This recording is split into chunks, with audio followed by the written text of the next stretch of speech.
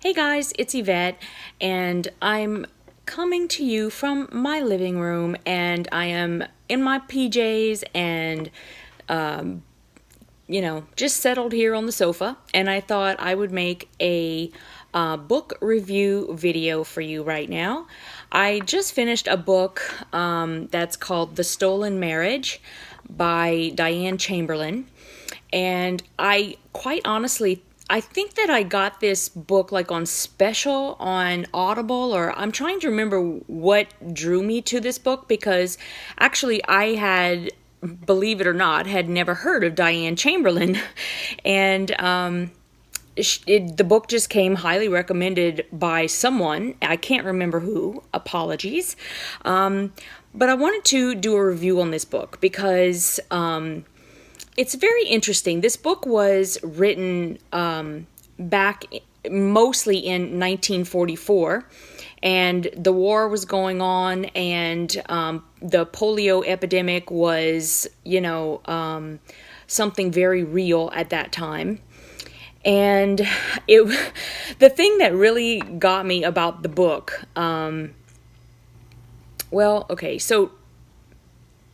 yes. I'm trying to gather my thoughts. Overall, I would give the book a 4. And it's really not even the style of writing, the actual subject matter. It's nothing like that. I actually thought that the book was written very well. In fact, I will look into more Diane Chamberlain's books because I thought she was an awesome writer. The only thing is that as I was reading it, there were certain things that were going on that obviously were very real at that time. Like the main character is named Tess. And Tess has her fiance, basically she's known since she was a kid. And they grew up together, they fell in love, they got engaged, and then certain circumstances happen that just turn her whole life upside down. And then what happens is she ends up marrying someone else. And the way that, so then she moves like down south. I think she was living in Baltimore with her fiance, and well, she wasn't living with him, but they were in the same town. He's a doctor, she's a nurse, or she was studying to be a nurse. And then she moved down south with Henry Kraft, who became her husband.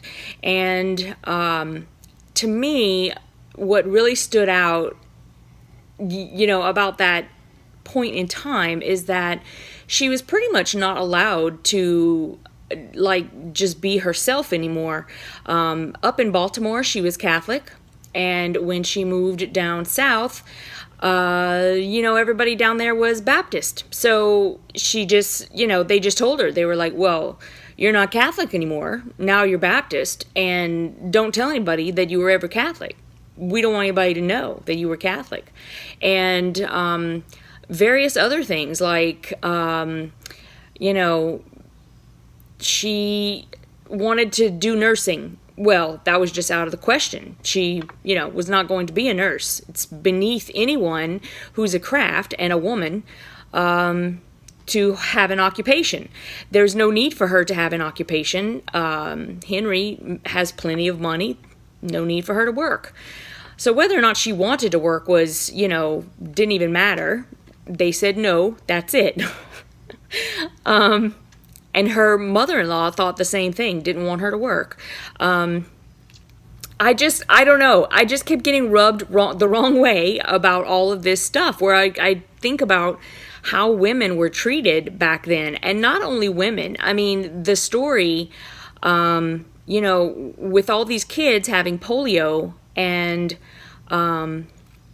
they had to open this hospital to heal all of the victims of polio, and, had to literally make an announcement that black and white people were going to be commingling in the hospital because they did not have the time or the space to separate them. And it was a big deal, you know, in the book. And, you know, 1944, guys, is not that long ago. And so, you know, I suppose when you look at it that way, you start thinking, okay, so maybe we have come a long way. And that's true, but I still think that we have a ways to go. That aside, gosh, this was just such a good book. I just, there's so many facets to it.